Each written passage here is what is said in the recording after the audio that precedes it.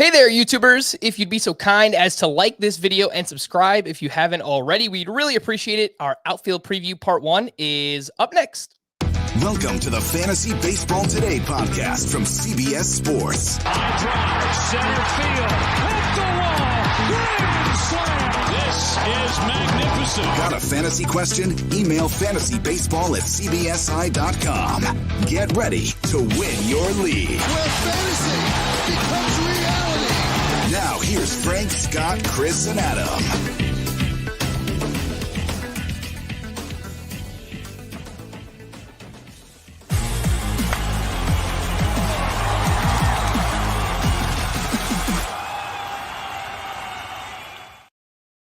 All right, we've got a massive week here on the podcast to preview both the outfield and starting pitcher positions, 2 pods per position. Just an absolutely loaded week here on Fantasy Baseball Today. I am Frank Stampfl, joined as always by Scott White and Chris Towers on Monday, February 21st.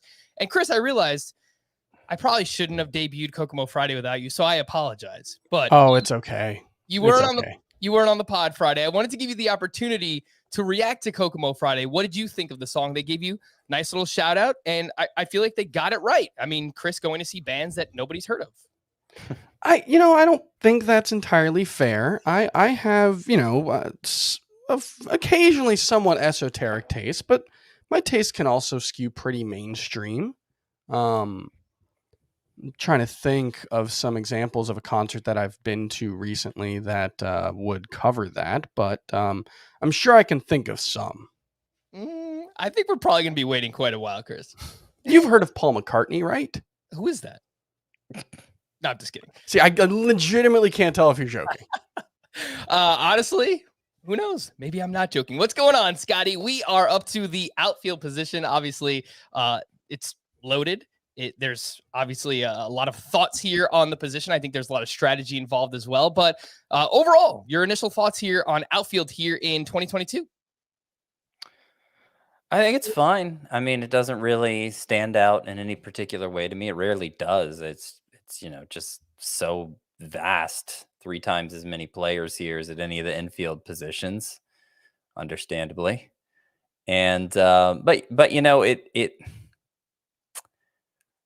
it's more than even that, because 3 times as many means that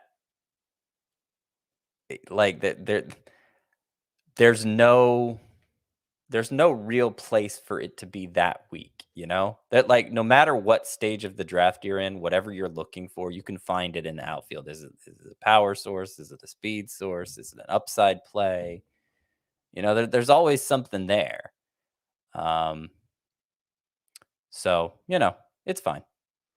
Yeah, I think that's fair. I think as you move throughout the draft, you could still find something depending on your needs. Obviously, in points leagues, you're only going to start most likely only 3 outfielders there. So maybe not putting as much of an emphasis on it early on. And you could still find some gems in that format in the middle parts of the draft. But I feel like once you get past the top 30 or so, the talent level does kind of fall off of a cliff, in my opinion.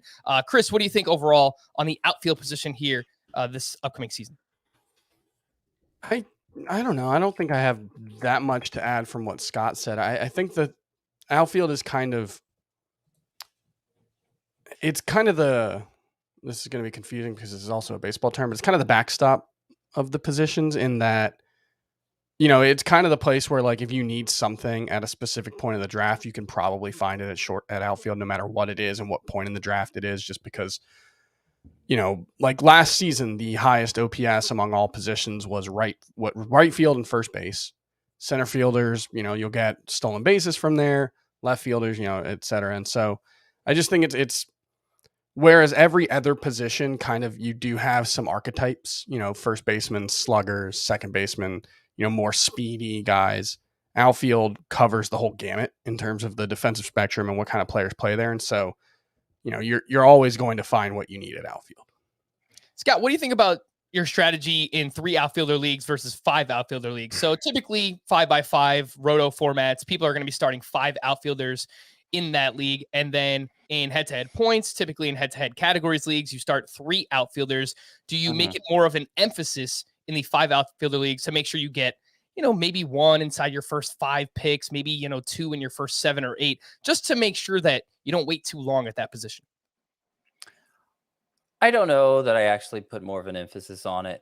I think what happens more is in 3 outfielder leagues, I am conscious about not filling it too soon because I want to. I mean, there are a lot of attractive outfield picks later in the draft, and you don't want to just have to miss out on them because you've already filled your 3 outfield spots. I'm not saying I'd pass over an outfielder in round 1. Juan Soto, I have Juan Soto as my number 1 pick in a head-to-head points leagues, which is typically 3 outfielders. Somebody that high end, of course, you're not going to stress about what position he plays too much. But, if we get into round 4 and it's like,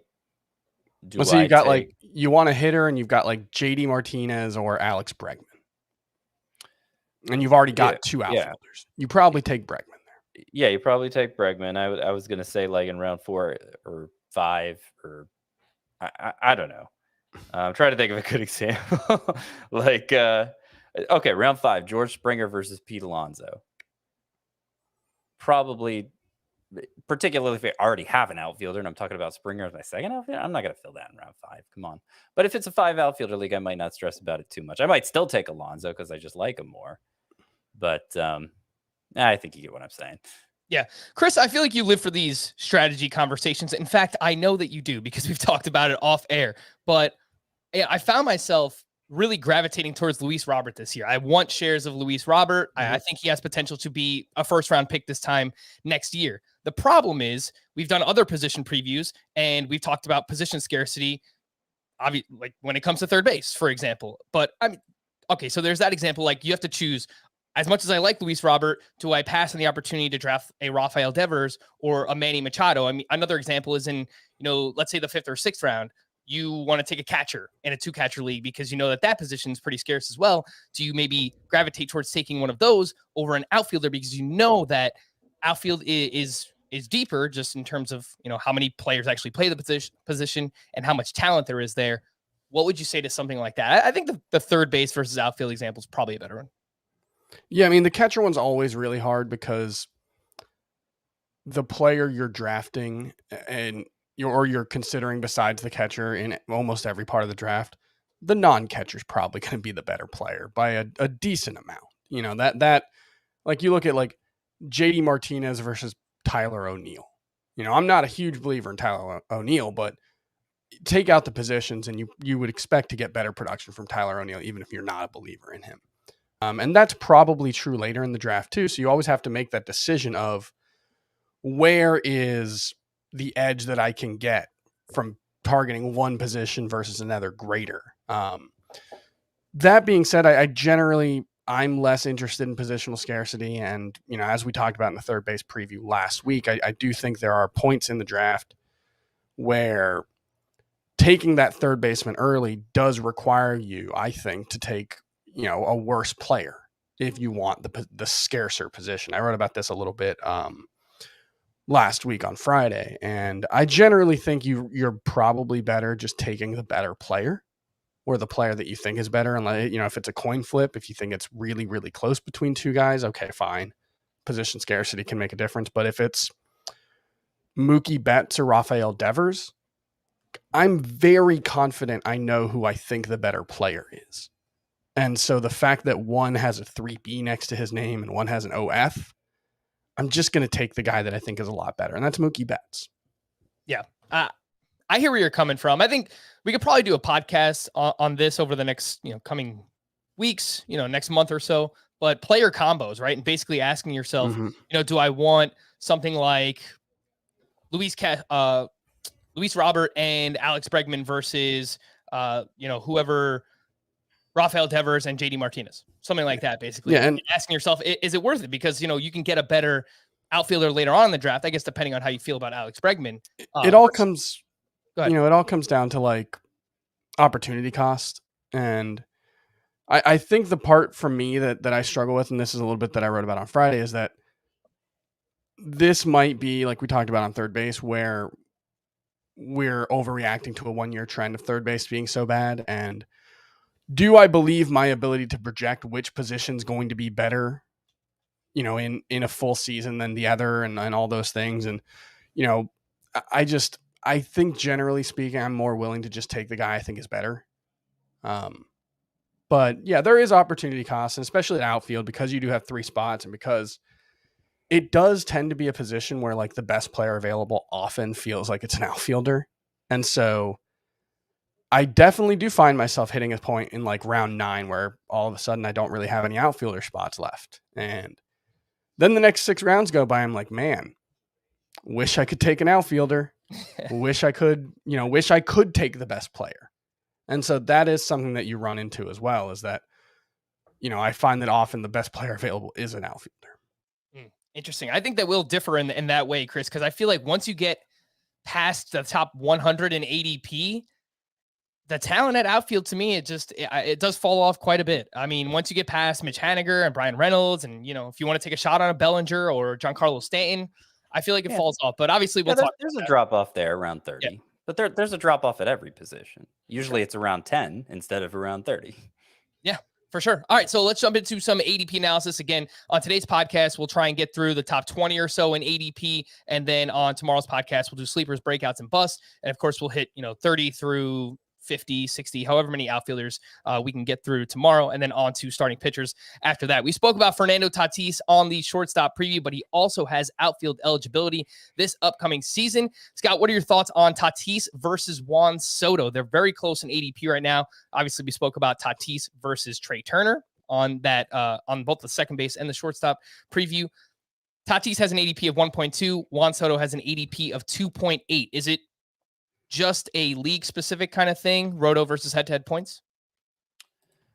Well, yeah, I mean that plays a big part in it. These are actually my number 1 pick in each of those formats. Tatis in the roto league, the 5x5 categories league, he's number 1 because there's no other player, excluding Acuña, who probably won't be there on opening day. There's no other player who can match Tatis's combo of home runs and stolen bases, and obviously those counting stats, getting that kind of combo, that's always been the dream in roto, right? But then Soto, there's nobody who can match his plate discipline, his strikeout to walk ratio, and obviously that elevates him in points leagues in a way he doesn't get credit for in roto leagues. So if you got a top 5 pick in roto, and then his best aspect is something he doesn't even get credit for, you can understand wanting him first overall in that points league format, which isn't to say Tatis is, I think I have Tatis 3rd in points leagues. You could have him 2nd. You could have him 1st if you want to, but I'd rather have Soto because obviously Tatis, with the concerns about his shoulder, I don't think Tatis distances himself enough from Soto in that format, in the points format, for me to have him ahead of Soto. Just how good is Juan Soto? We heard recently a report that he was offered a 13-year, $350 million contract extension by the Washington Nationals. And basically, the baseball industry, the fantasy baseball industry, we all just scoffed at it. That's how good Juan Soto is, especially at his age. I mean, he's on a Hall of Fame track. Hopefully, he can keep it up. That would be amazing, obviously, for the next decade plus. Only 23 years old, got off to a rough start last year. The first 2 months, he was dealing with a sprained left shoulder. He actually landed on the IL for about the minimum stay. But from June 1st on, 329 batting average, 25 homers, a 1078 OPS, 8 steals in 111 games for Juan Soto. That's a 33 homer, 10 steal pace for what would likely be one of the best batting averages in the league if he can maintain that near 330 mark.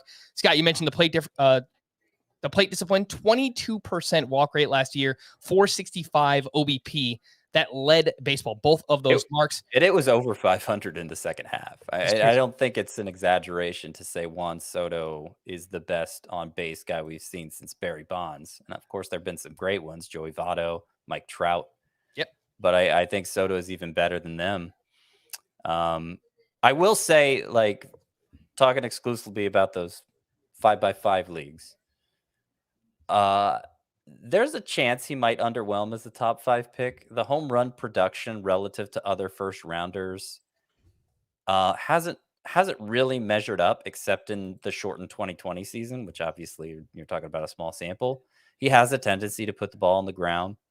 Now, I think it's likely we haven't seen his best yet, and that there's more to come for the power. But if he ends up with 29 home runs again for where he's going, that's going to be a disappointment in those categories leagues where you don't get the credit for the OBP. It would be disappointing from a power perspective, and he's not much like. There was a time when we thought, oh, maybe he's going to be a pretty good base stealer. He was 9 for 16 last year. I mean, I think that's going to continue to go down. I wouldn't really count on him for stolen bases. Definitely batting average. Definitely the runs and the RBI. Power. I don't know. I don't know. I'm just saying. And even the batting average, like he might be, top 5 in batting average, but he's less helpful there in a roto league than you would think for a guy who's probably going to hit 310 because he walks so much that, even in a 654 end up being low. Yeah. So you get fewer opportunities for those hits, for that batting average to impact your overall batting average score for specifically a roto league. So I was actually, the last thing I wrote, I don't think it's up on the site yet. I think it'll be up early this week. But I was doing kind of the reasons for and reasons against taking every first rounder. And I was kind of surprised how long the reasons against Soto were, because, obviously he's incredible talent and everybody always wants him in fantasy, but for his, again, talking specifically about categories leagues, 5x5 leagues, roto leagues, whatever. He does need to take a step forward to live up to his ADP. I don't know if I agree with that, Scott. I mean, if he hits well over 300 with 30 home runs on the nose, with 200 plus runs in RBI and 10 steals, I think he's worth the top. Oh, it'd be great. You know who else does that? Freddie Freeman. He's not going as a top 5 pick.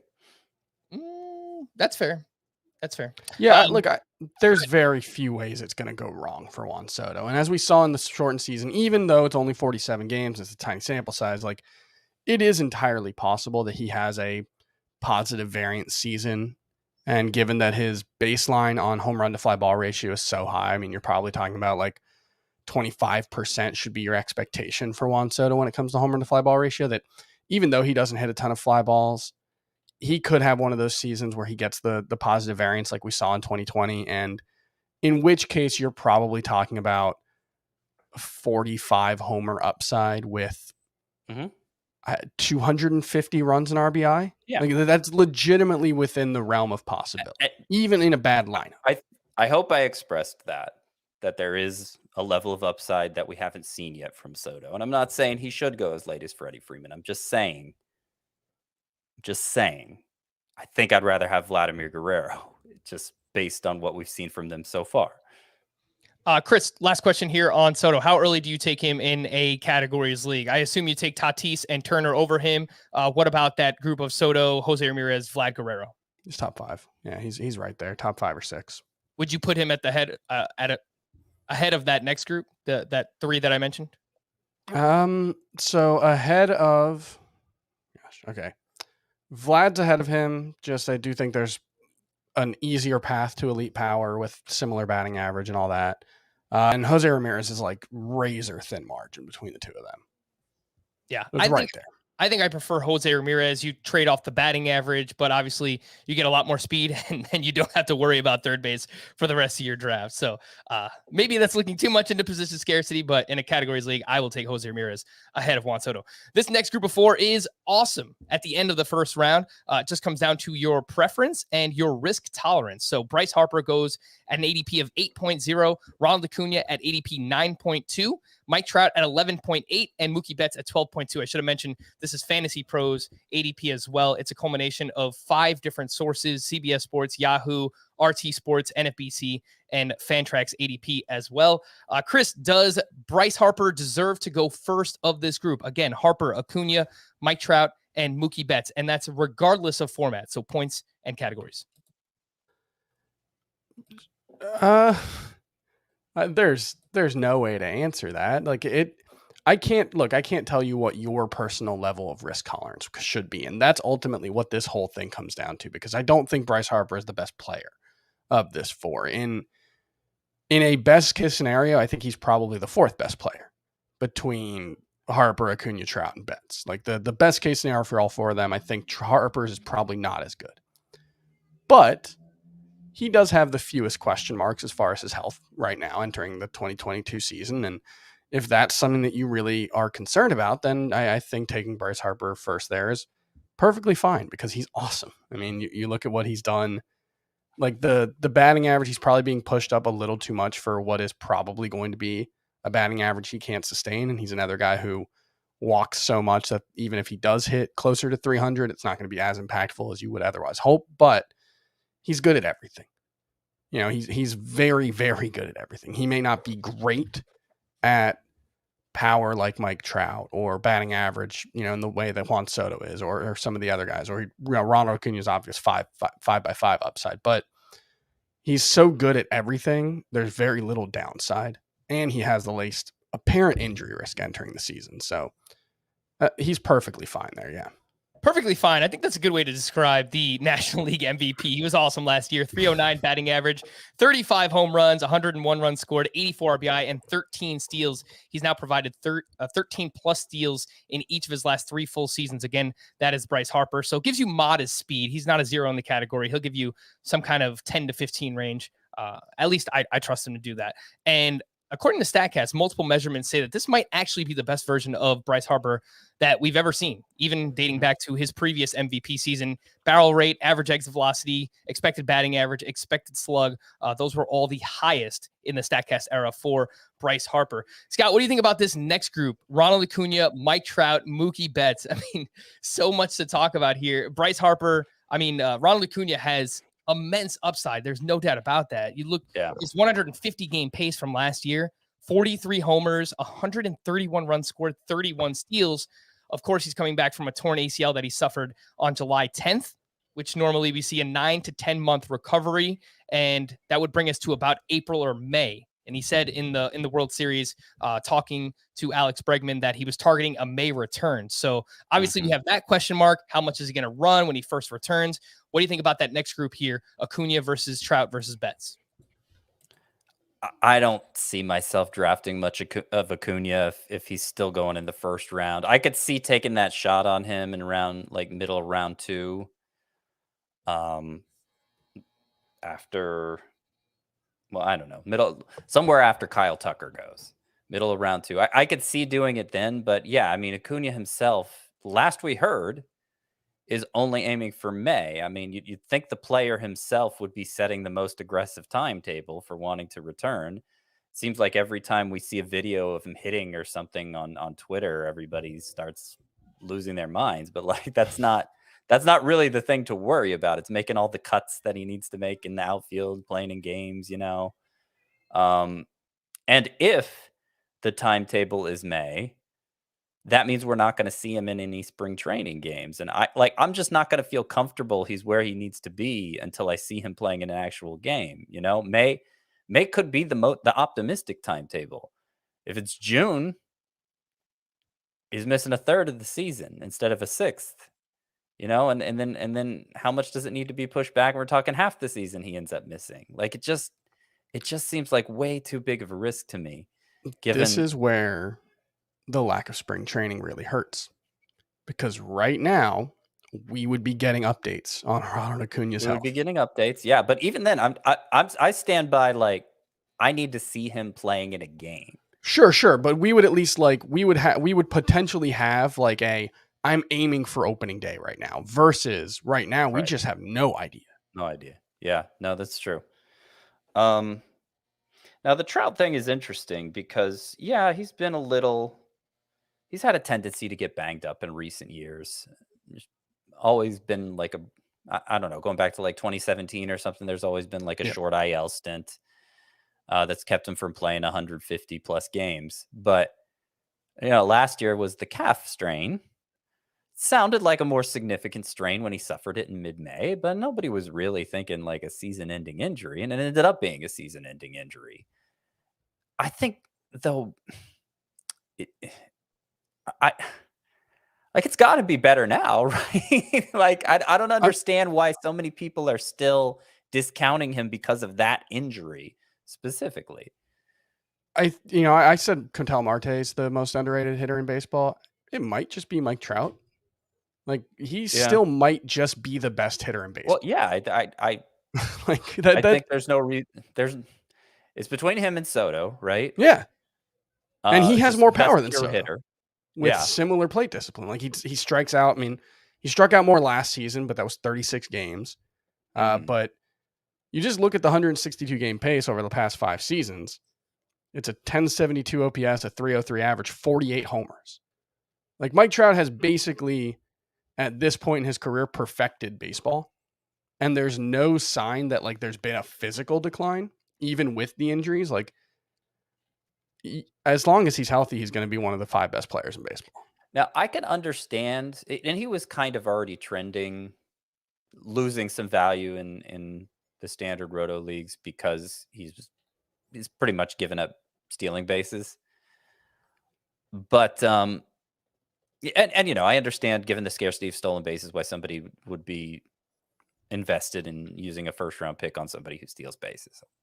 I think that's overplayed, but I understand why somebody's of that mindset. But then in points leagues, why does Trout need to slide so much too? I mean, he shouldn't, Scott. I mean, I think I've probably been the pessimist when it comes to Trout, and I would easily use a mid first round pick on him in a points league. If we're just talking about points, I would rank him first of this group, even ahead of Bryce Harper. As great as Harper is, as much as he walks, which obviously lends itself to points leagues, Trout has consistently been better than him on a per game basis in that format. So as much as I like Harper, I'm wearing the jersey. I love Bryce Harper. I would still take Mike Trout ahead of him in that format. I think in a categories league, it gets a little bit dicier. I mean, Trout has just 3 steals over 2020 and 2021 combined. So, it's only 89 games, but how much is he going to run? And only 4 attempts. Exactly. Right. Might be the more relevant thing. And now he's coming back from a calf injury too. So, if there's any reason not to run, calf probably seems like a pretty good. Okay. Give up on the running though, but what else? And what else is there? That's the thing is, even if he doesn't run, okay, he's Vladimir Guerrero. Yeah, he could hit 300. He is last year's Vladimir Guerrero. Yeah, right. That's what I mean. Vladimir Guerrero may not even be. You know. Yeah. Vladimir Guerrero was the top player in roto leagues last year, even without running. I mean, and those other stats are valuable too. I get the injury concerns. I get all that, but I don't know. There's a lot of injury concerns in this range. So, take the guy who's probably the best player, especially like Ronald Acuña is probably the best player for roto. And if we, did have a very positive update and a sign that he was going to be ready for opening day, then I think that's different. But I think Mike Trout's a great value. Yeah. Here's the last thing that I read about Mike Trout. Again, he was diagnosed with that calf strain in mid-May, and he was given a 6 to 8 week timeline. So that would have had him returning, sometime around mid-July, right after the All-Star break. He did not return at all last season. I found an article from The Athletic and where Trout said, quote, he's close to 100%, if not 100%. And this was late September. So basically they shut him down because they were out of contention. But if he was close to 100% in late September, one has to assume that here in the middle of February, Mike Trout is 100%. I think that's pretty fair to say. Now, he's missed 33% of his games since the start of 2017. That's not insignificant. Even if you just take out last year, from 2017 to 2020, he's missed 19% of his games. So roughly 1/5. I think that you have to bake in at least one IL stint when projecting and what you should expect from Mike Trout this upcoming season. Chris, I've seen you tweeting about Mookie Betts recently, and he is now 29 years old. He played through a bunch of injuries last year. First half, some back, forearm, shoulder stuff. In the second half, he was dealing with this nagging hip injury. He had a cortisone shot for the hip sometime around midseason, and wound up on the IL 2 different times in that second half. And there was talk that he might have even needed surgery after the season. Now they've downplayed that. He will not have surgery. He did not have surgery. But even with the quote unquote down year for Mookie Betts, he was on pace for over 150 games, 28 home runs, 114 runs scored.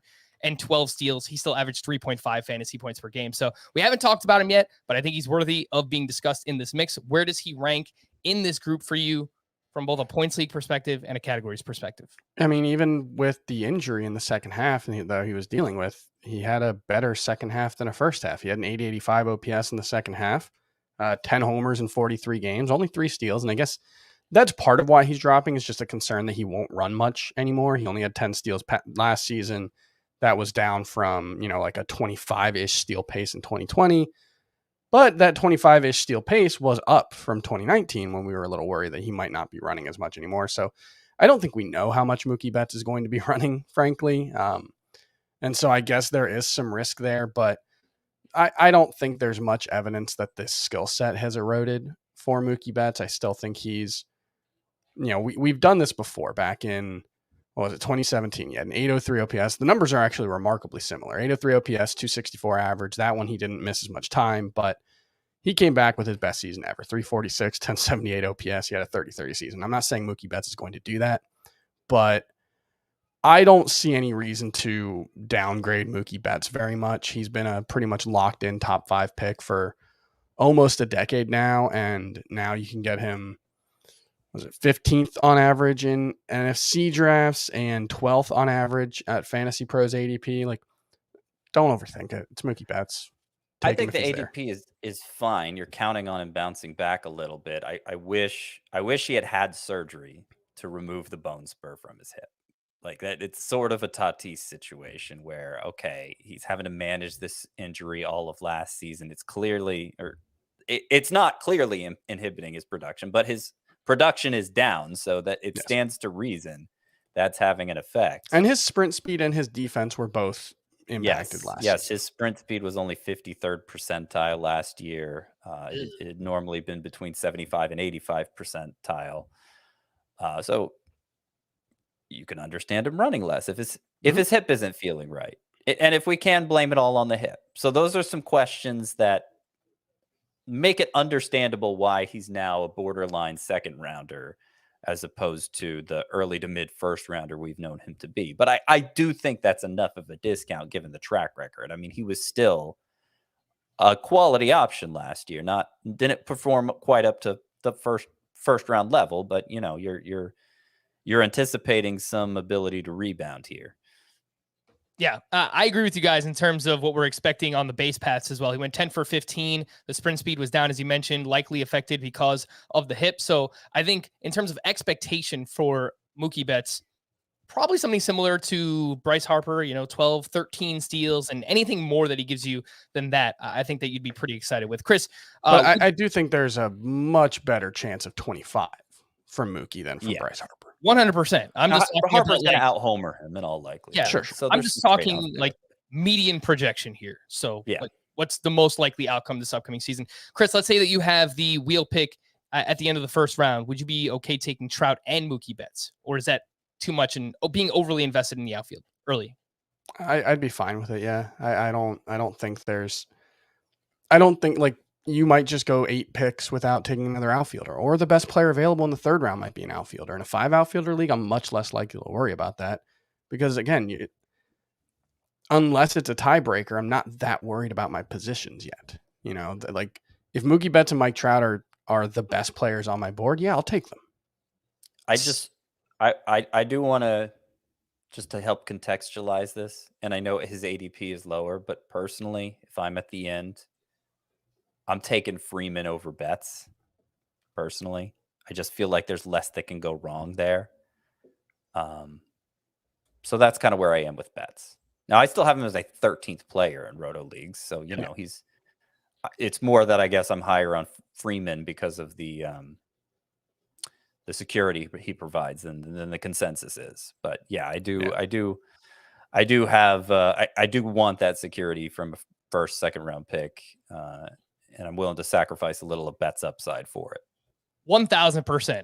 I'm with you. I want to feel safe about my early round picks. And I think that's exactly why Bryce Harper is going ahead of all the other names that we talked about, because at this point we feel the safest about Bryce Harper. Let's get to that. Is kind of funny though, right? Yeah. That we're there with Bryce Harper. And also it's worth pointing out, like, last season was a little bit of an outlier for Bryce Harper. Well, Like, except if you look at the StatCast data, because the jump really happened in 2020, where he right. But I became- mean, just in terms of the production, like, yeah, he's been really good and he's been an awesome fantasy option. But the biggest difference between last season and the previous years in terms of his production is the 40 points of batting average. And we know that is the most fickle of any category, even, among pitchers. So that is. I'm just saying 2020 says he should have hit over 300. Sure. And no other season was like that other than his first season, the MVP 2015 season. So like everything, like his barrel rate went up, his strikeout rate went down, and it maintained last year. And over the full season, we got the line StatCast said he should have. All right, yeah. Look, all the underlying numbers basically support what Bryce Harper did last year. He just needs to maintain crushing the ball as much as he did. Next up, we have two young studs in the second round with Kyle Tucker at pick 14.8 and Luis Robert at pick 19.6. Kyle Tucker got off to that slow start. And Scott, I remember last year we were telling everybody, buy low on Kyle Tucker. Or if you have him, be patient, because the underlying numbers said that he was going to come around. And what happened? The end of the season numbers, 294 batting average, 30 homers, 83 runs scored, 92 RBI, 14 steals. So true 5 category production, Scott. And I think the counting stats could be even better if Kyle Tucker moves up in the lineup. Now, I'm not sure that that's going to happen for sure. I don't think Carlos Correa is going to return for the Houston Astros, but as of now, Roster Resource has Michael Brantley still batting second. They have Yordan Alvarez batting cleanup. And if they're going left, right, left throughout the lineup, that would keep Kyle Tucker batting sixth, which obviously does affect the counting stats. So what do you think about Tucker, and specifically in this range, Tucker versus Luis Robert? Tucker is great. He legitimately became great last year after being good the year before. Strikeout rate was down. He evened out his performance against lefties and righties. Like his just pure hit ability really stands out now in a way it didn't before. We knew he had that power speed combo, but he's added that to the equation. And I think it rightfully has him in the first round discussion. Having said that, he strikes me as another guy who's being elevated a little too much for what only figures to be a moderate steals contribution, if that.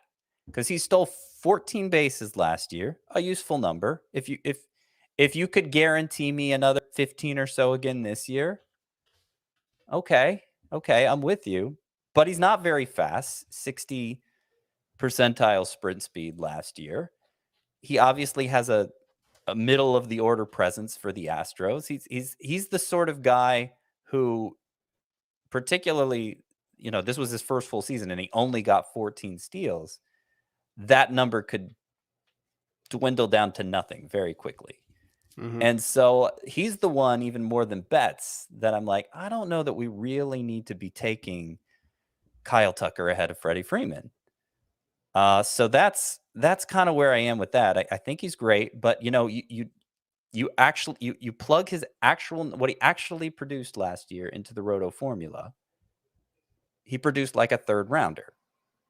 And I'm saying he might not even get those 14 steals again. Maybe he makes up for it in other areas, but still, he only performed like a third rounder last year, and now he's the slam dunk first rounder. I'm just not sure that adds up for me. It is interesting the way we talk about something like Kyle Tucker's speed versus Juan Soto's. They both attempted 16 steals last season. Kyle Tucker went 14 for 2 or 14 and 2. Juan Soto went 9 and 7. Their sprint speed is very similar. Juan Soto's 52nd percentile, Kyle Tucker 60th, so better, but not remarkably so. And Juan Soto went 12 for 1 on steals in 2019. He went 12 and 1. He went 6 and 8. We need to standardize it. 6 for 8 in 2020, and then 9 for 16 in 2021. Kyle Tucker very easily could go 8 for 14 in 2022, and then we're talking about it. Well, he's not really going to give you any stolen bases, and that's probably more likely than him going 14 for 16 again. Yeah, I agree with that, Chris. But is there something to be said for efficiency on the base paths, because in his major league career, he's played 248 games. He's 28 for 32. You look at his last 2 minor league seasons as well. This is Kyle Tucker we're talking about.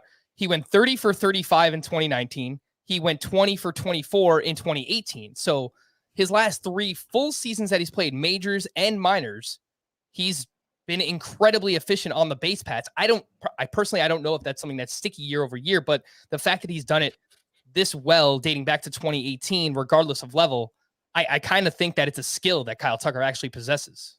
Maybe like, he's a pretty judicious base stealer, and so that probably helps. And the 30 for 35 in 2019 at AAA especially is very impressive, although it's the minors and pretty much everybody's efficient as a base stealer. So it's more concerning when you're really inefficient, like Wander Franco, than it is impressive when you're efficient, I think, just the level of play. But, I would also point out, like, Juan Soto was 23 for 28 before last season in his career. So it's the kind of thing where that could be a skill that Kyle Tucker has. He could just be a really efficient base stealer, but even so, like, the best base stealers year over year are probably not much better than 80 or 82%. And you're talking about him being at 92% or something last season. Like, it's just really hard to do what he did. And so it's more highlighting the fact that the volume isn't that great for Kyle Tucker, that he has to be really, really efficient. And the efficiency is one concern. Can he maintain that extreme efficiency? But the other that I want to stress is just, will he run as much? Yeah. Because it wasn't that much, and they don't really need him to. That just exposes him to risk. It exposes the team to risk when he's on base and risks making it out at second base. Like, that's just, generally speaking, in the modern game, middle of the order hitters stop running at some point in their careers. We've seen it with Trout. Yeah. Look, I feel you could say it for anyone who's projected for like 10 to 15 steals, right? It can as easily go to 0. Obviously for some guys like Mookie Betts, if he bounces back and he's fully healthy, he's more likely to steal 20 or 25 than, any of the names in this range. But yeah, look, it's pretty hard to project steals in that like early teens range. They can just as easily go away. And I think something could probably be said for Luis Robert, who, stole 6 bases over 68 games last year, which is and he has 15 steals over his first 124 career games too. I think the speed for him throughout the minors has been better. And overall, he's a faster player. Like, he's another one of these freaks that like hits the ball extremely hard and is pretty damn fast as well. The ADP for Luis Robert is here at 19.6, and I want to be all about it. I want to draft as much Luis Robert as I possibly can.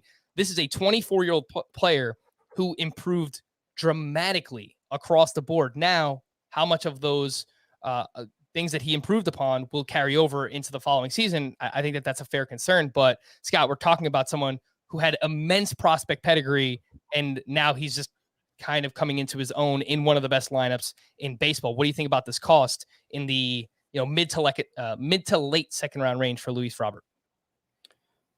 I think of all the players going in that range, he's the most likely to perform like a first rounder. So I'm fine with it. There was such an extreme improvement in strikeout rate going from 32.2 as a rookie to 20.6. Is he going to settle into some mid-range between those two, which, would impact his batting average potential? It's possible, but, I'm not, I'm just excited that like this isn't going to be something that sinks him, because that's what I was worried about at this time last year. He's going to be able to get to those tools, and his BABIP was through the roof. He hit 338. He's not going to hit 338, but if he hits 280 to 290 with that kind of power and speed, I'll take it. I think it's definitely whatever to whatever extent you could call it a gamble. I think it's one well worth taking in the second half of round 2. Chris, I think a fair comp for Luis Roberts' upside is what we saw from Bo Bichette last year. 280 plus batting average, 30 plus homers, 20 plus steals, doesn't walk all that much. So he's going to be one of these players that typically has a lower OPS, but just watching him play, you realize that he's an outlier just in terms of like his physical abilities, what he can do on the baseball field. I think we still have some concerns over whether or not he can stay healthy over a full season. He dealt with that hip flexor strain, which limited him to just 68 games. What do you think about the cost, the late second round? I brought this up earlier. Would you take him over those elite third basemen, someone like Rafael Devers or Manny Machado, if you have that decision?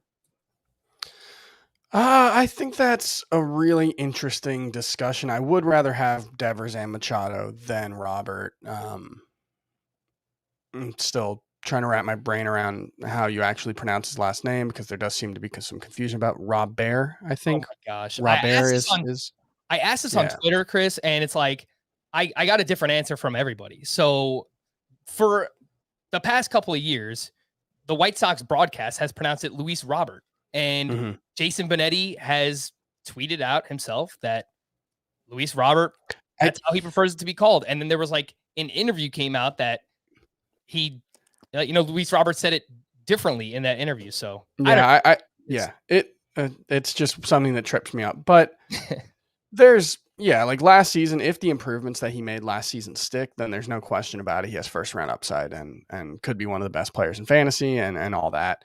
It's really hard to be as good as Luis Robert looked last season with the plate discipline he had. Like, even cutting the strikeout rate to 20.6%, he actually almost halved his walk rate. So if he can keep making contact while being this aggressive, then it's, not going to be that big of a concern, especially because good things are going to happen when he makes contact. And he does seem like the kind of guy who should, like you said, Frank, have outlier production in terms of BABIP and, potentially home run to fly ball ratio, which is not something that we've seen from him so far. He's actually only at 17.6%. So yeah, there's a ton of upside. He's also a weird player in that he has like 1,400 plate appearances as a professional in like a 6-year career now, I think. And so it's also, we have a small sample size at the major league level. We have a small sample size overall. He's still very much, figuring out what kind of player he's going to be. And I think the baseline is incredibly exciting, but I'm, I guess, a little bit less likely to take him in the middle of the first or the second round or beginning of the second in a 15-teamer. Yeah, in a categories league, maybe I'm drinking the Kool-Aid, but I would take Luis Robert over the third baseman as much as I want Machado or Rafael Devers on my team. Now, in a categories, in a points league, different. Yep. I think you push him down a little bit. Again, he's not going to walk as much. I think maybe the strikeouts go the other way. I think he's probably more of like a 20 to 25% strikeout rate than this, someone who lives in the 20% strikeout range. So lower him a little bit in a points league, but in category, Scott, I think I would take Robert ahead of the. Yeah, I agree. And I'm the one I would put out there about the Bo Bichette comp is this White Sox lineup isn't going to turn over as much as the Blue Jays one did last season because they have so few they have so few high on base percentage guys, and the Blue Jays had a lot. And so that's going to be one difference, is that I don't think the non-home run, non-stolen base counting stats can really be like, what was 120 plus runs for Bo Bichette? Like, I don't think Luis Robert is capable of that. That's the one place I do think you might be looking more at like 90-90. But Robert, I do think is his power ceiling is higher than Bichette. Yes.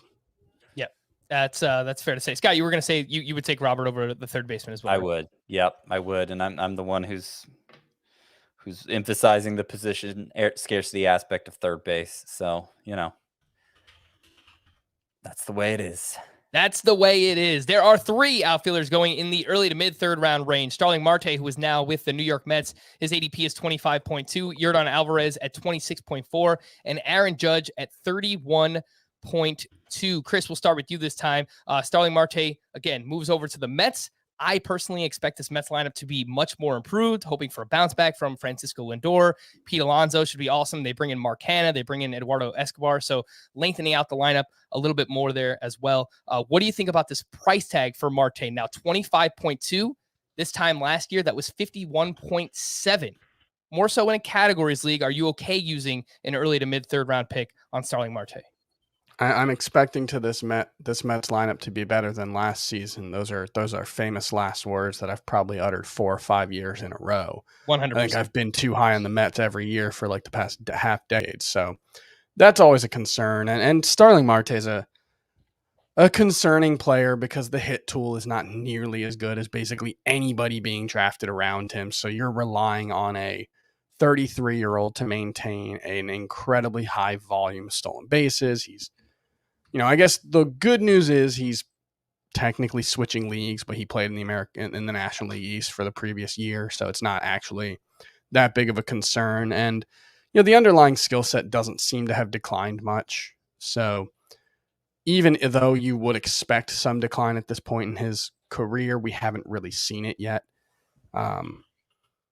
There's a risk there, and it's certainly pushing stolen bases way, way up in order to take Starling Marte where he is. But he's been consistently worth that for a while. He's been consistently a very valuable player who's probably been underrated in drafts. And so if he's a little tiny, small amount overrated right now, I think that's okay. Chris, I will push back a little bit on the hit tool because I'm expecting him to be a batting average contributor.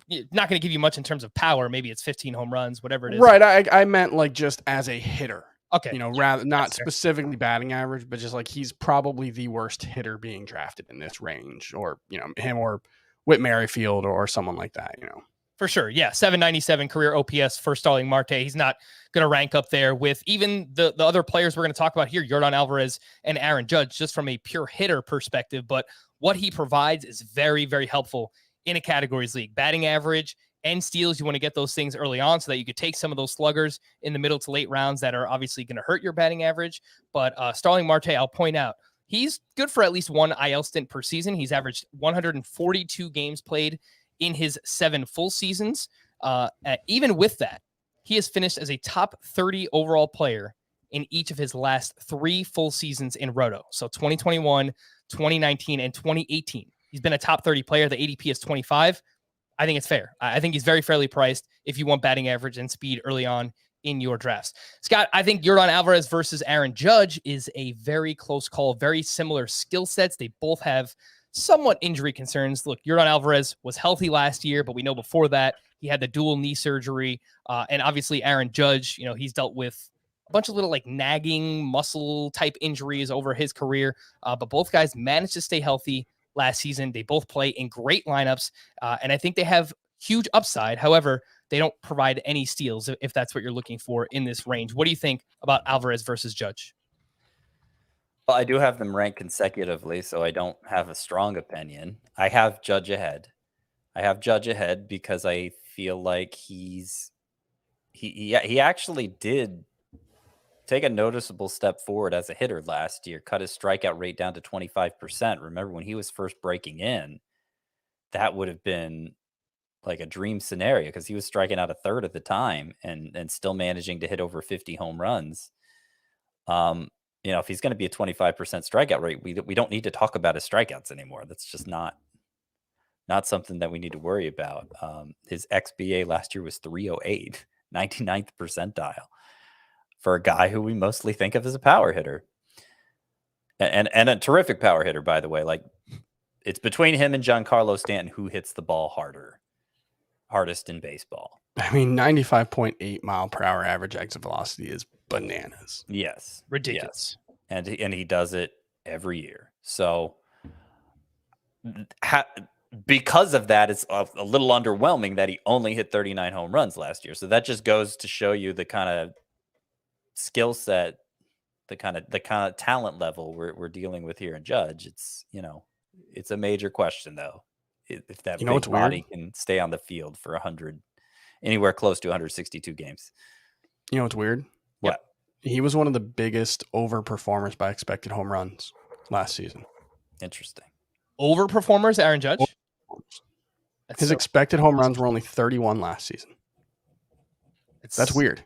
That is weird. It's partially because, as weird as it is for a guy who hits the ball as hard as he does benefit a little bit from the short porch in right field at Yankee Stadium because he hits so many of his home runs the opposite way. And he's not, he's not Nolan Arenado. He's not pulling it. Like if Aaron Judge hit the ball as hard as he did and pulled the ball down the line every time, he might hit 85 homers.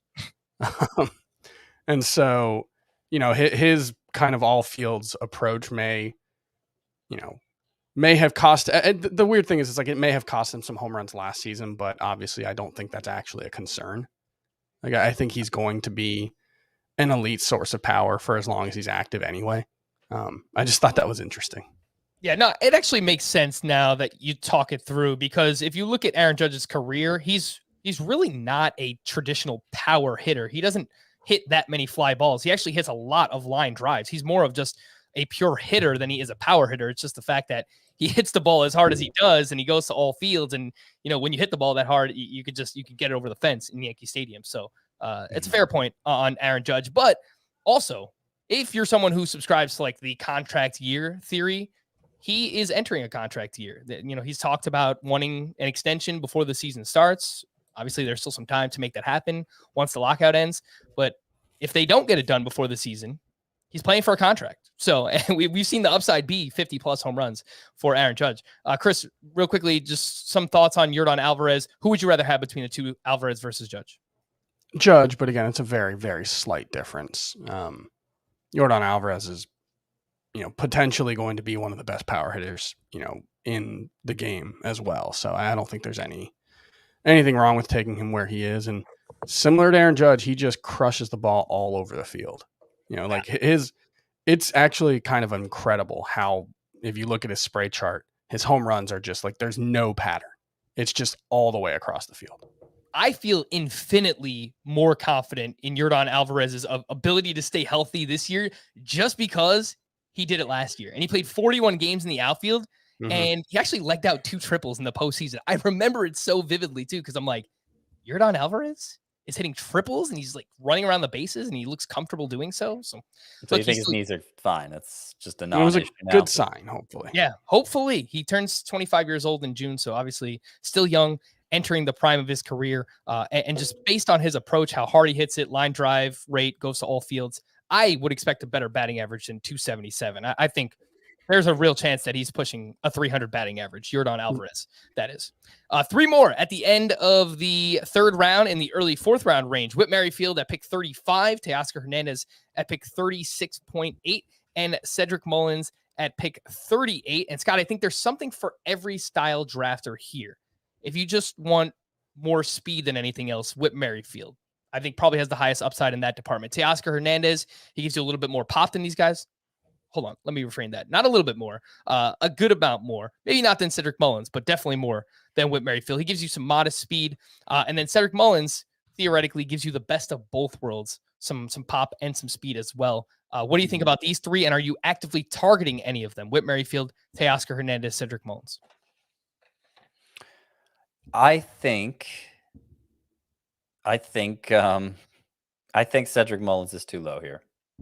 I think that's the biggest thing I could say. I actually have Cedric Mullins ahead of Starling Marte, even, because I don't really have too many concerns about him sustaining what he broke through with last year. I think the batting average was the most questionable aspect, and it did drop to more like the 260 range in the second half.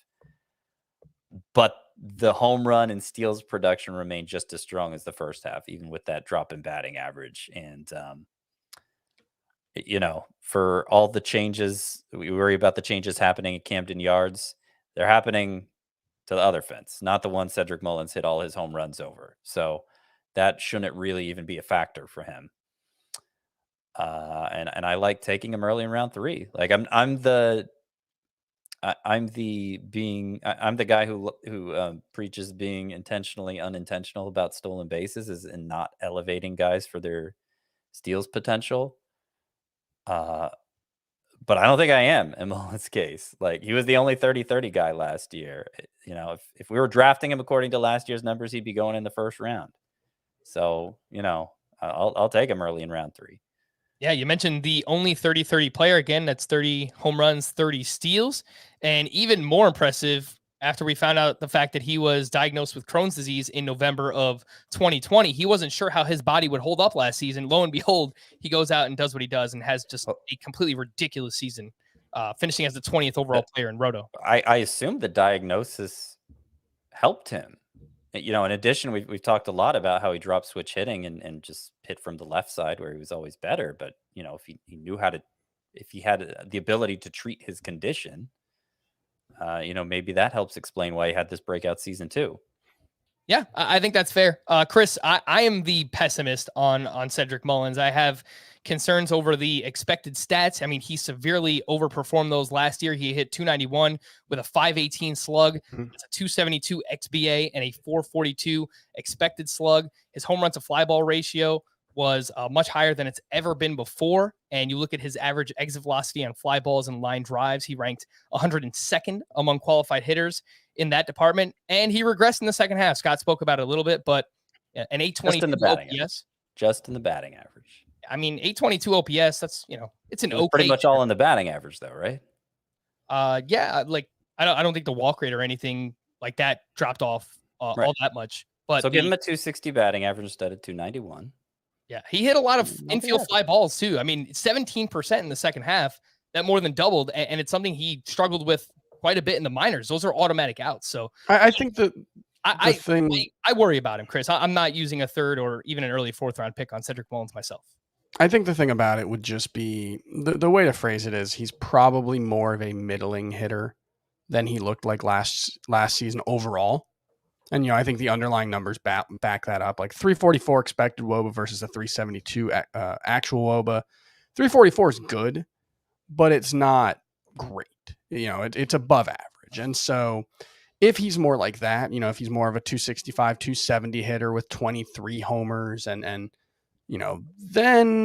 in that lineup, he needed 30 homers to get to 59 RBI and 90 runs last season. So like, if it's a 23 homer profile and that lineup is still bad, maybe he's a 80-55 guy and with a 260 average. But the nice thing about guys who contribute in 5 categories is as long as he's still a good hitter, even if he's not a great one, it's going to be hard for him not to be valuable and not to be very valuable. But, you can't expect him to do what he did last year again, I don't think. The good thing is, as Scott said, you're not asking him to at this price. So I think he's fine. More like a third rounder, but I think he's a good player to take a risk on, even if I'm not buying it entirely. I'm more in between the two of you, I guess. Chris, the one that I'm actually most likely to target in this range is Teoscar Hernandez, the 36.8 ADP. He was awesome last year. 296 batting average, 32 homers, 92 runs, 116 RBI, 12 steals. He finished as the 8th overall player in Roto last season. He lowered the strikeout rate.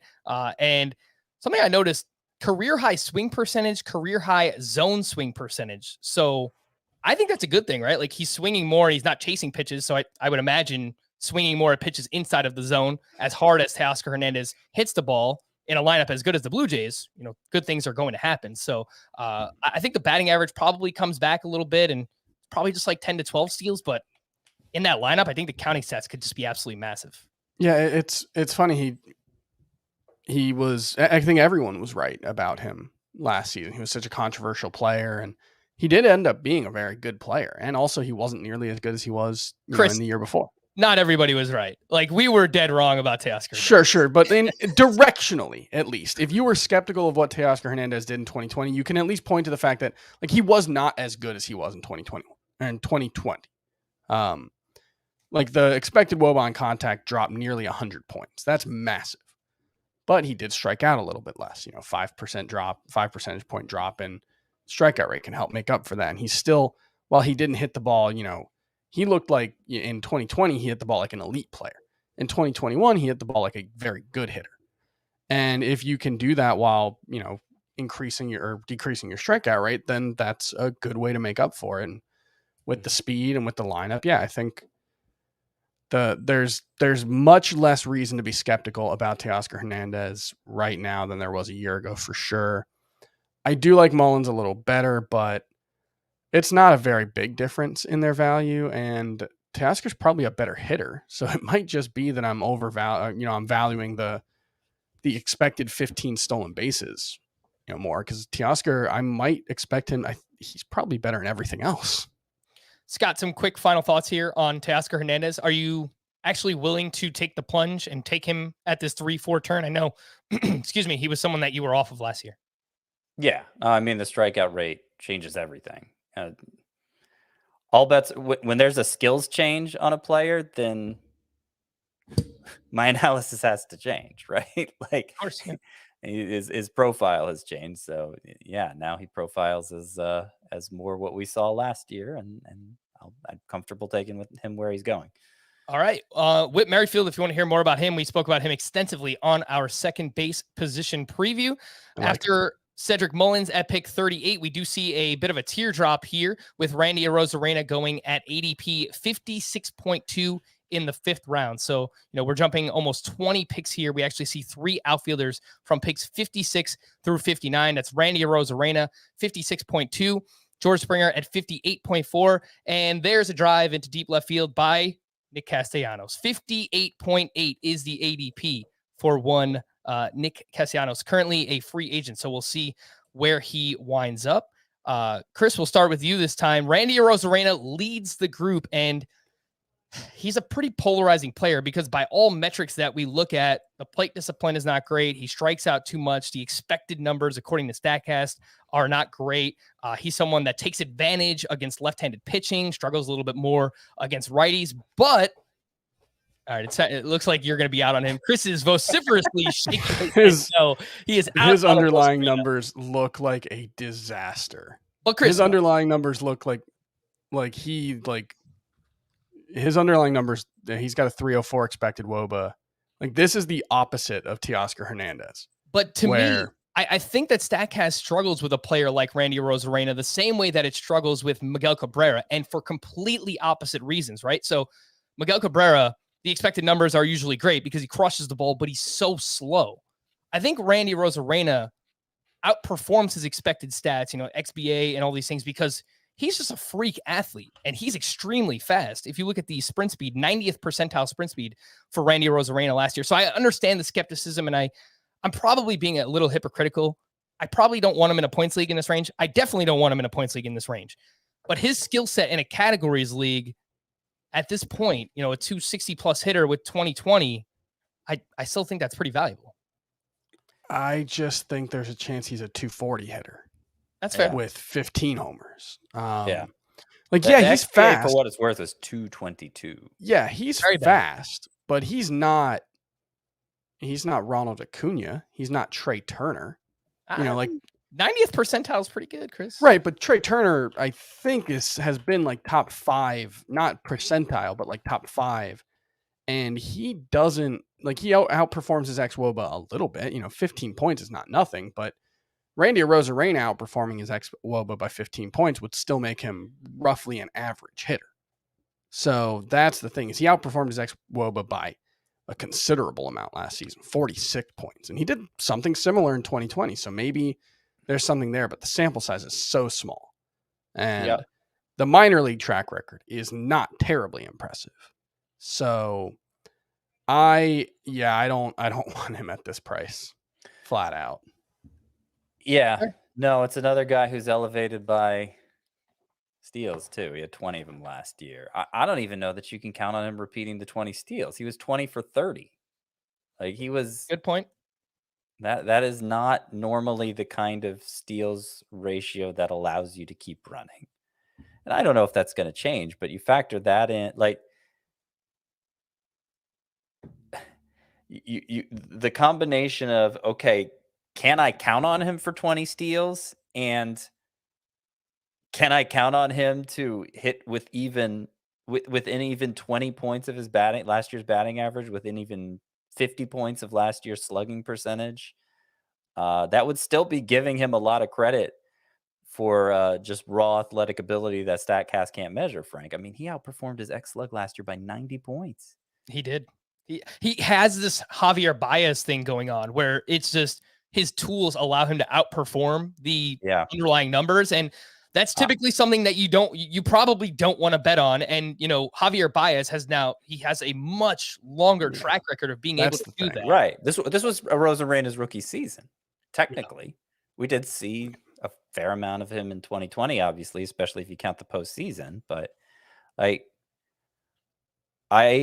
can't bet on him being this big of an exception after 1 year of it. I can't. Agreed.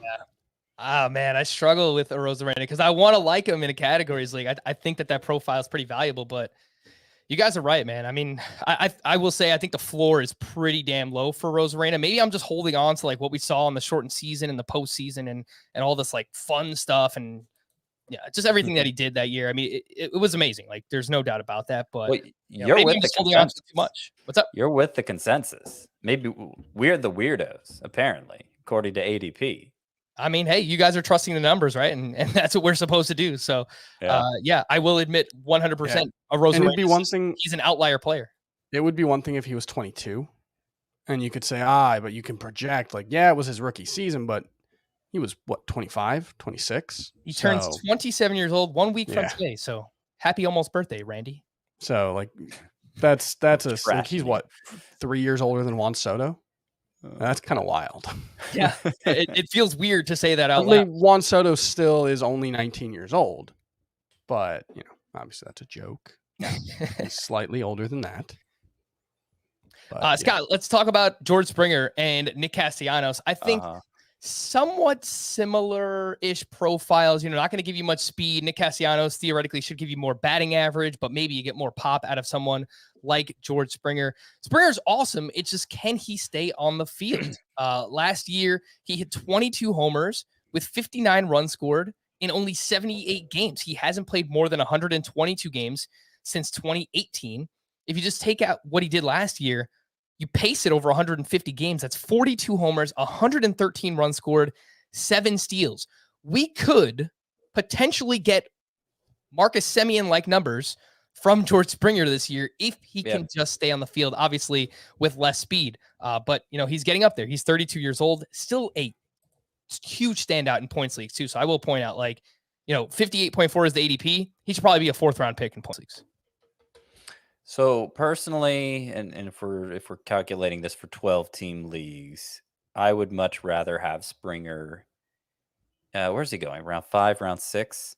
Yeah, like right around that 5-6 turn. Yeah, I would much rather have Springer at the 5-6 turn than Judge or Jordan Alvarez at the 2-3 turn, because I don't think if you give, like, they all have health questions, right? I mean, Springer was the least healthy of them last year, but they all have similar health concerns. And so if you give them all the same number of games, I don't think the numbers are going to look that different. So I'll take Springer at the discount. I like his value here.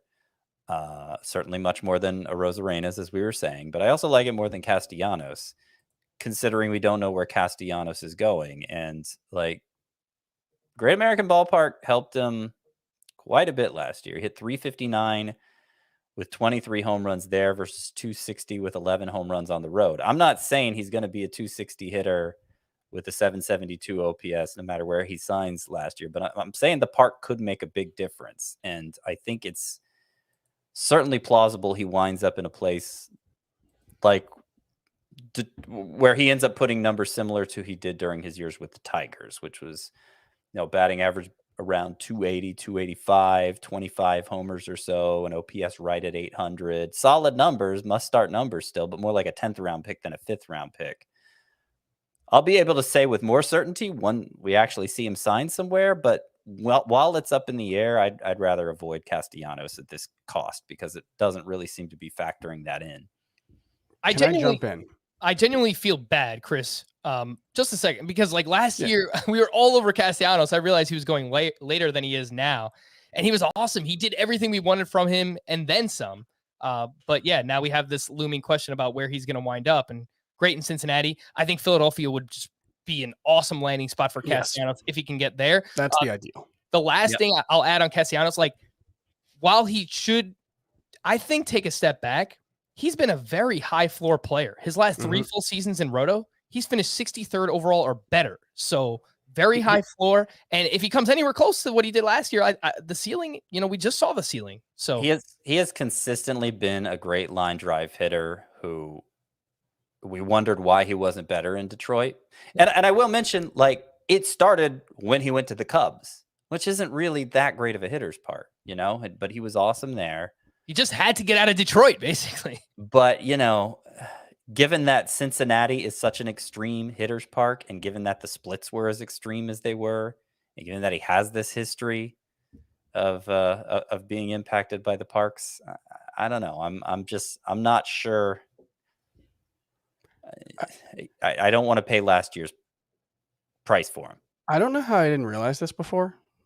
Nick Castellanos in 2019 had the most doubles by a hitter who didn't play in Coors Field since 1936. Oh, that's a cool Yeah, stat. 58 doubles. 50. Wow. That was the year split between Detroit. Yeah, and Detroit and Cubs. Chicago. Yeah.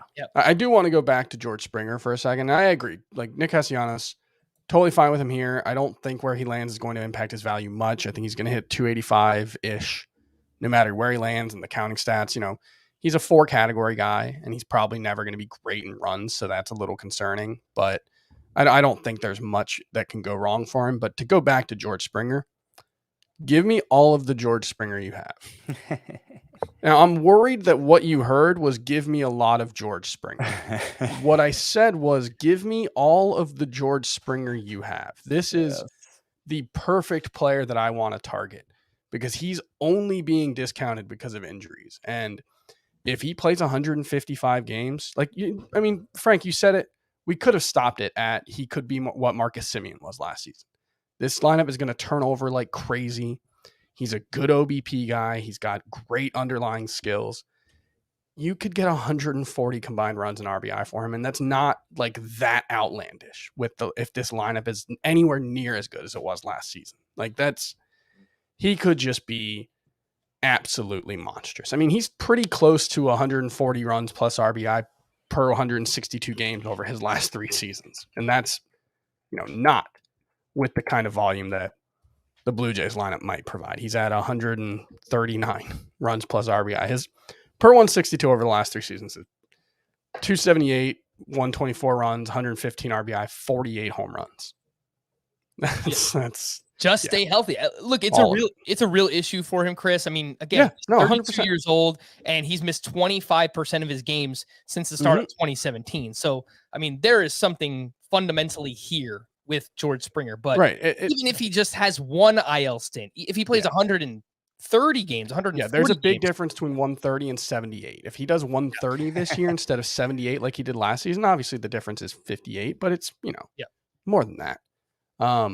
You can live with 30 missed games. You can live with 78, games played. But if he gets to 130, George Springer's going to be a steal at this price. I agree with that. There's 3 more. We're going to wrap up with these 3 going between picks 60 and 65. And Chris, we'll go right back to you.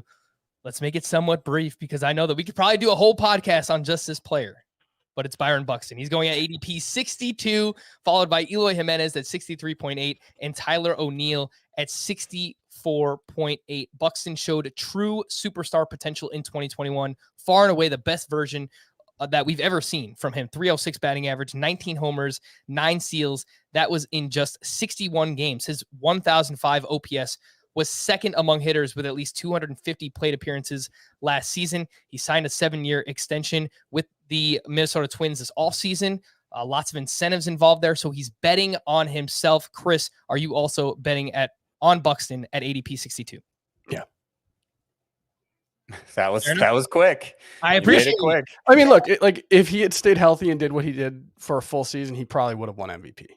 Like he might have been the best player in baseball on a per plate appearance basis last season, on a per game basis. He's unbelievably good over the past 3 seasons. I pointed this out before last season. The breakout started in 2019. The underlying numbers took a big step forward in 2020. They were even better in 2021, but just going back to the start of 2019, per 162 game pace, 277 average, 101 runs, 36 homers, 91 RBI, 22 stolen bases.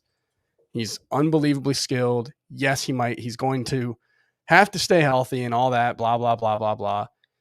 If you spent a 10th round pick on Byron Buxton last season, he was a huge steal. If he plays 125 or 130 games this season, you spend a 6th round pick on him, he's going to be a huge steal. It's a lot like George Springer. The upside is massive, even with the risk. I love upside George. Even higher. Upside. Yeah, I love Byron Buxton. He legitimately could be a 1st round caliber contributor if he played 145 games. Just how good was Buxton on a per game basis last year? 3.9 fantasy points per game on CBS that was tied for third among outfielders with Juan Soto. Yeah. Juan He won't Soto, be that good this year. a top 5 Just pick. to be clear. Like, he's not going to have 1,000 OPS again, but For sure. Yeah, he's awesome. I was gonna ask the question: is it hypocritical for me to like Buxton but not so vehemently not like Adalberto Mondesi? And I'll answer my own question. And no, it's not hypocritical because Buxton is far and away a better hitter, just overall better hitter in terms of walk rate, strikeout rate, OPS, the things that we look at in like the true marks of a hitter. Buxton is much better than Adalberto Mondesi. Anyway, consistency is the hobgoblin of small minds. What? Like, it's fine to like Byron Buxton and not like Adalberto Mondesi. I like both, but it's fine. Yeah, well, thank you. I think Byron Buxton's a better version of Teoscar Hernandez, and the injury risk is what it is. So the 3-round difference makes sense. Scott, we've seen flashes from Eloy Jimenez. I once again have him as a breakout this year. The ADP a little bit lower now than where it was a year ago. I still think that we have that potential for a monster season. We have not seen it yet. It didn't happen last year. It was never going to happen. He tore his pec in spring training, and obviously he was severely limited last year. But I think much like, maybe not to the same extent as like a Springer or a Nick Castellanos, but I think that we can see a season like that if everything comes together for Eloy Jimenez. It's certainly possible. I mean, I don't want to be too quick to judge a 25-year-old with his prospect pedigree, but I was pretty discouraged by what I saw last year. I got to be honest. I know that was a severe injury he suffered early on. It cost him 2/3 of the season. But he had 249 with a 740 OPS after returning, and he just like I'm not sure I see enough room in anything he's done to this point. The StatCast data, older metrics like plate discipline, strikeout, walk ratio, that sort of thing. Obviously, he doesn't contribute any speed. He's not getting on base independently from his batting average. His strikeout rate, I don't think necessarily supports him hitting for a high average anyway. I know he managed to hit 296 in the 55 games he played during the short 2020 season. But, I mean, just look at his career stats to this point. 270 batting average, 822 OPS, about a 30 homer pace is the power. I don't know. I mean, that's a solid player for sure. But you're got to still be better. Even at his price tag now, yeah, you're counting on improvement. And that's, I have to say, the biggest lying stat I've ever seen in my life is Eloy Jimenez 61st percentile on sprint speed. I don't know how that's possible. He turns like the Ever Given, the boat that got stuck in the Suez Canal. Like yes. I had to look it up. I had to look it up to my life. I had to look it up to explain the joke. But yeah, you didn't hear about that, Scott? No. The boat that got stuck in the canal. You didn't hear about this? No. You didn't see this? It was all in the news. Wow. A boat got stuck in the Suez Canal. Okay, cool. It was hilarious. Yeah, no, you're expecting Eloy Jimenez to take a big step forward. He's a little Nick Castellanos-y in the profile, like in the best case scenario, like you're hoping he turns into like a Nick Castellanos-y type player, and he's not that much cheaper than Nick Castellanos. So it's kind of like, well, what's the point of paying that premium when I just get the guy who's already done it a little bit, Mm-hmm. I guess it depends on how you feel about Nick Castellanos and if he could come anywhere close to repeating what he did last year, not playing his home games in Great American Ball. All right, make your case for Eloy, Frank. I know he's your guy. Make your case. I see a 25-year-old where I don't think he's hit his peak yet. He hit 31 home runs as a rookie in 2019. I know it was a shortened season in 2020, but he hit 15 homers and 891 OPS that year. And it seemed like everything was just trending upwards of him taking this huge step. I mean, what could have been the next step if he was healthy last year? Could it have been, a 290 batting average, over 900 OPS?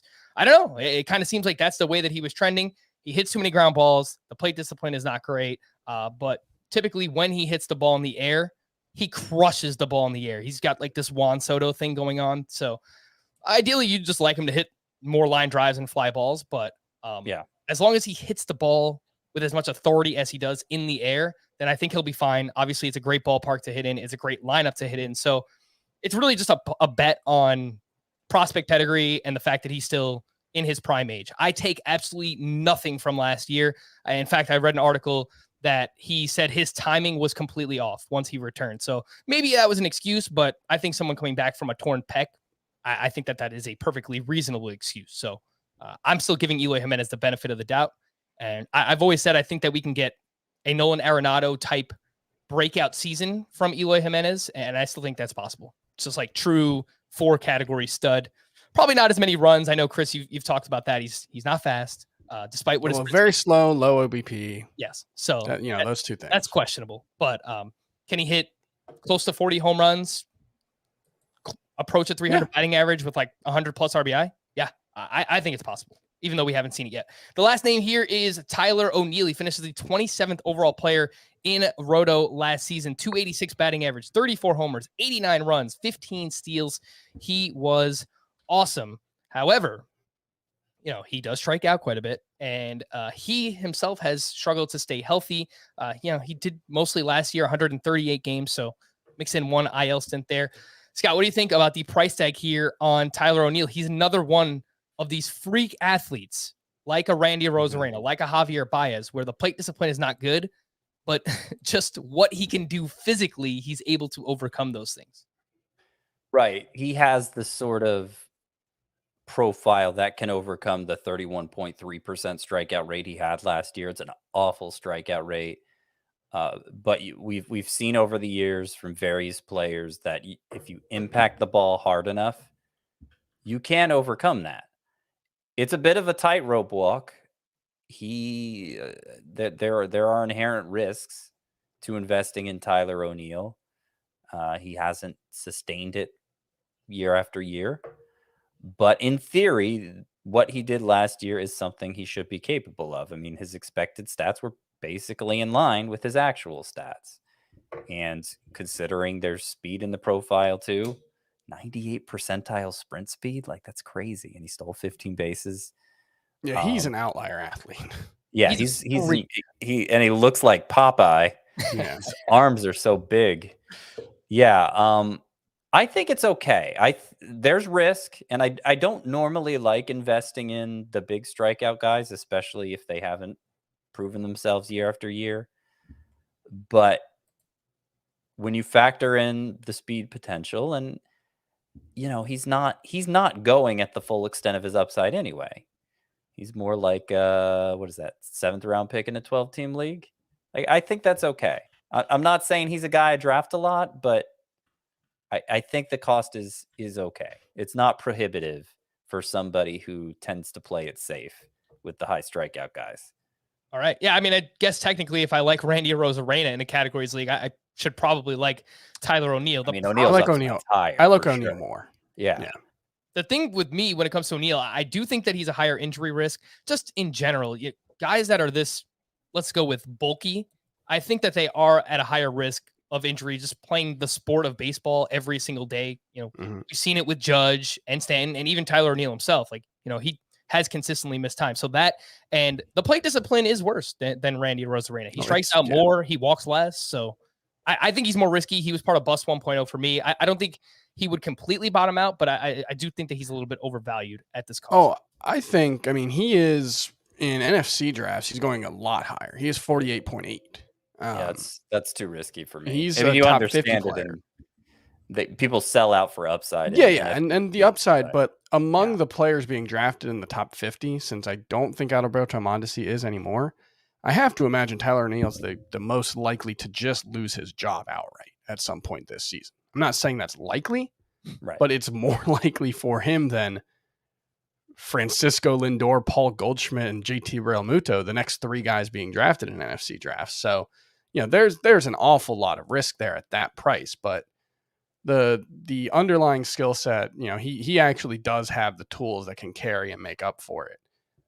It's just, can he be a 31% strikeout guy instead of a 35% strikeout rate guy and all that comes with that. So it's risky. It's tough. There's a lot of upside there though. Overall, I think that this is a good range though to target outfielders. Buxton, I like. Eloy, I like. Springer, I'm with you, Chris. I like him quite a bit. Castellanos, depending on the landing spot, I think Philly would be awesome for him. Arozarena, for me, these guys definitely more skeptical, and I get it. But in a categories league, I like this range, this like 5th, 6th round range. It feels really good for outfielders. We're going to wrap there. This is part 1, and oh my gosh, 90 minutes of content here. I promise tomorrow's podcast, we will be more efficient. You don't have a choice. There's so many outfielders. For Scott and Chris, I am Frank. Thank you all for listening and watching Fantasy Baseball today. We'll be back again tomorrow. Bye-bye.